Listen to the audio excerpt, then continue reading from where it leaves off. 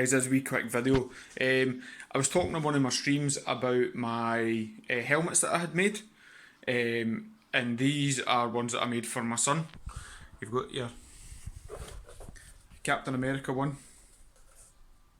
It's all made out of, it's foam it's made out of. I had to put an extra bit in there so it would fit on his head. So I've got that.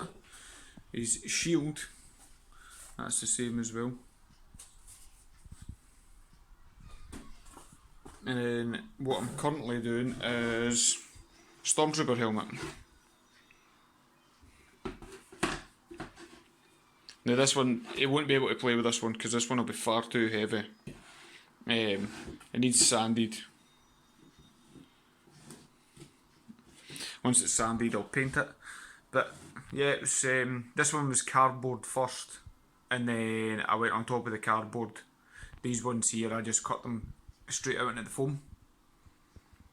But yeah, I was asked to make a video, so I thought I would make it and show you it. I actually have a breather helmet in the loft as well, and I also have a Power Ranger helmet in the loft.